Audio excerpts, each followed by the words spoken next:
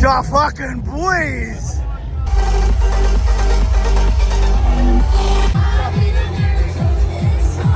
Put your hands up! We're here down at Hypersonic and we're heading to the artist area to get let in to the backstage area. Good Things is getting built directly behind us so we can suss that out. This festival here is a lot different than the one I went to yesterday, A3. As you can hear, that tune behind me is one of my faves, but we're going to suss it out and see what all the fuss is about. I think they've sold 16,000 tickets. My good mate Carl's behind it. My good mate Carl Hand is behind it, but also behind it is Richard McNeil, the original owner of Hypersonic. He is the most influential dance promoter of all time. He's been doing shit since the 90s very successfully, and he sold stereo for a whopping amount, which I'm not going to say because it's none of my fucking business. So let's go check out Hypersonic to see if it lives up to Hypersonic. That's a Good Things concert, which is on Friday with Tool. The fucking stage, I mean. But there'll be another one. They've already built half of it. They're still building the other half over there now. The reason why they do that is because of the changeover. So as the band comes on, the other one needs to go straight away because otherwise you're sitting there for half an hour waiting for changeover. So they build two stages. So as one's getting built, the other band starts, and then that's being built on the other stage. And then as soon as they finish, that band can just jump on. So it helps with like the timing, but it costs a lot more money. But you know, like traditionally back in the old days, you used to have to wait the 20 to 30 minutes. Now you don't because they build double stages like that. They're coming down in the swarms. It's fucking, I wonder what it's like. It's been rainy all day. They've had like shit weather. This whole weekend has been shit weather, but it doesn't seem to stop them. They'll come out in droves. Last time I did a video here, I was in the exact same spot with Carlo. We got Good Things last year. So now we're going to over here, which is the artist area. We had to walk from the front all the way around, which is a bit of a cunt, but it is what it is. What do you do? So we collected a cred, which is the blue one. So I got a couple for this weekend. It's the blue one, and this means, well, it's fucking pretty obvious. It says backstage. Da fucking boys! Thanks, bro. Fuck, that main stage is mental. Which one do we check out first?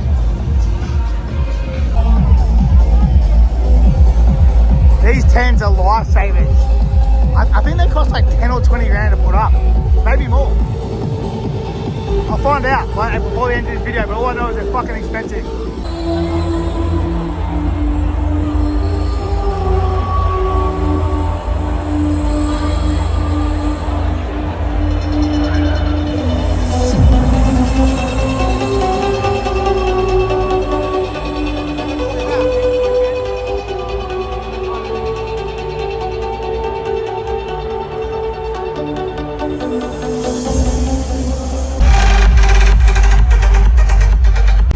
That's an overreaction for the rain. It's not even, like, barely even raining.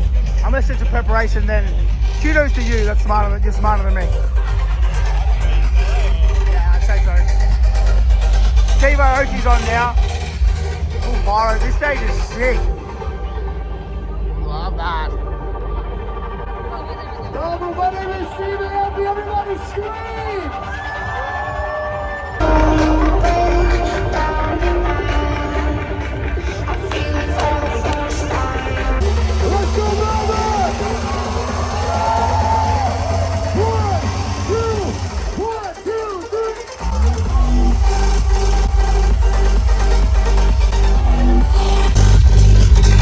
Now when you go backstage, I'm going to try and work out how that thing's built. It looks so thick.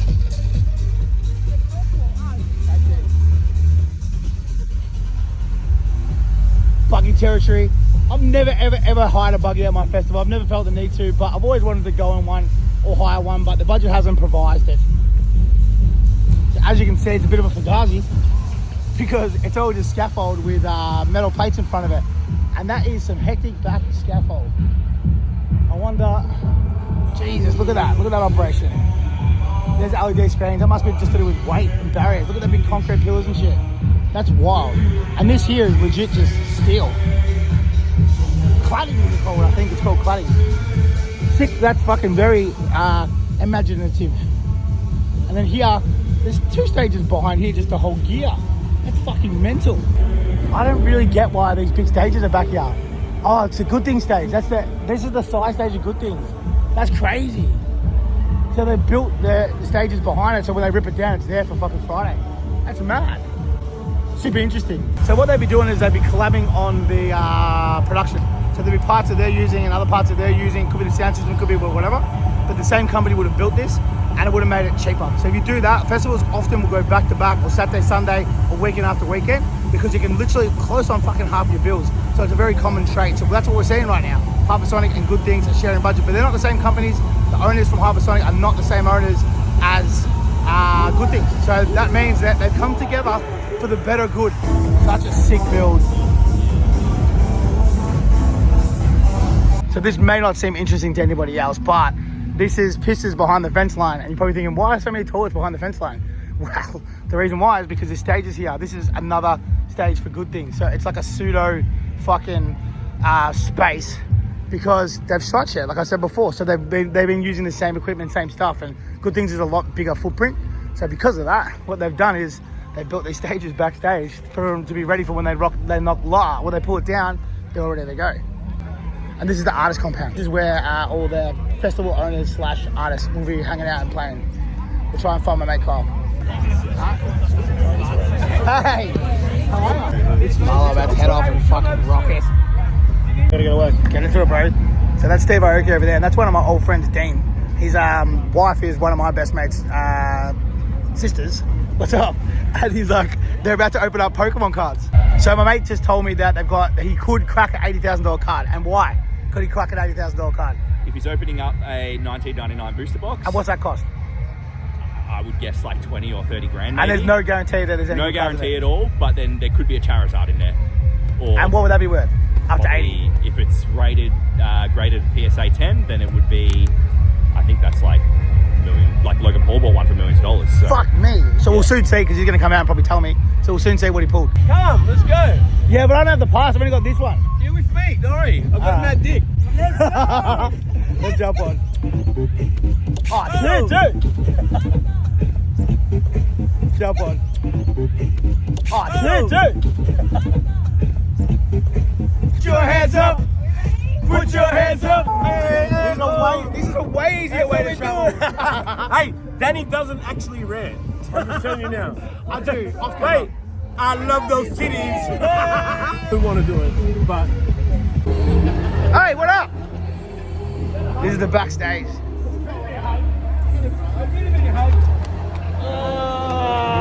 Mr. Shadow FX.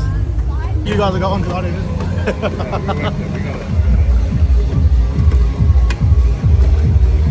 It is the version we played.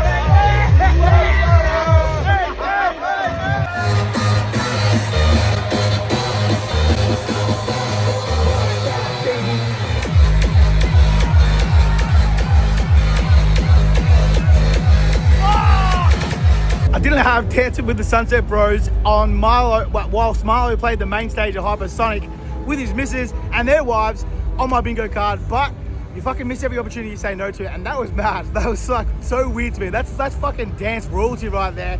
Being able to do that, sick opportunity.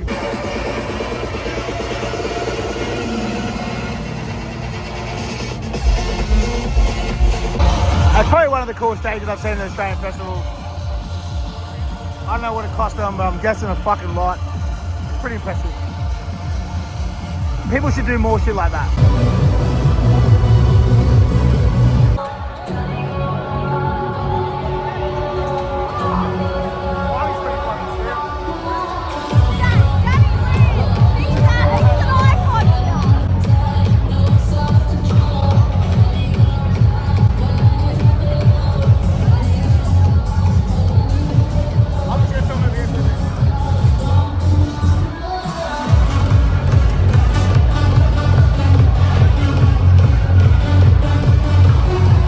So that area we went up to then is in sort of like under the big tent, but I'd say it's a VIP area because it looks like there's like a platform. You look over the DJ.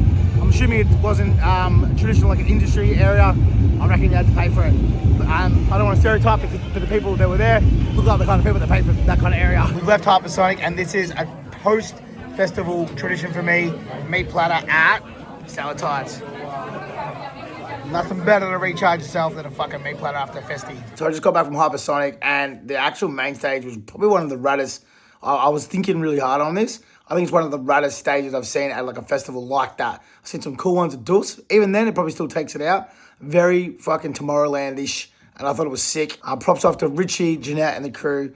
I got to go up, which you would have saw, with Marlo and the Sunset Bros and rock out on stage, which is a pretty cool thing. Especially being a young guy, like watching like all those massive trance events, and all my mates. I lived in a Greek area, so a lot of my mates were going there watching those sort of dudes. So to be invited up to do that was pretty cool.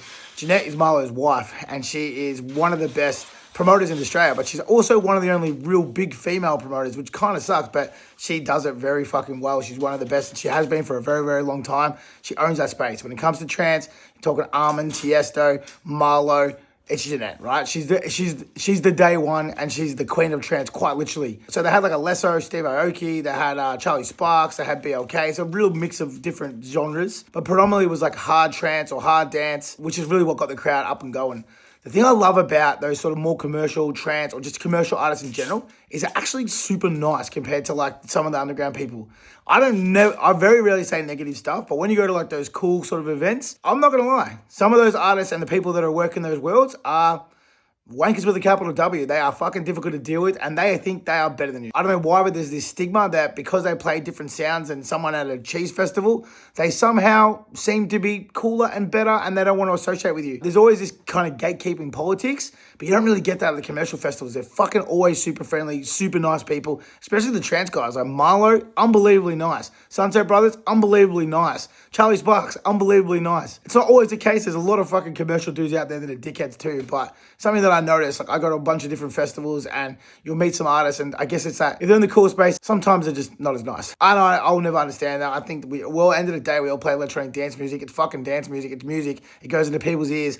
I don't get how you can possibly be cooler than somebody else because of the music you make or the festivals you play or any of that shit. I hate it. I've talked about it before, but it's what it is. But wrap up with the event was sick. They got smashed with the rain, which kind of sucked, but it was cool. It was cool to see that kind of festival be delivered again. Those guys do Dream State, which is obviously humongous and is selling stupidly well. I know that for sure. But the lineup is fucking unbelievable. It's got Holy Priest and our very own Restricted, who I've had on my podcast, so they're coming back for that. So that's pretty exciting. So if you haven't got tickets to that, you should go get tickets. This is not a paid promotion, by the way. And guys, you know the drill. If you like this video, then like, follow, and subscribe. You keep raving, I'll keep ranting.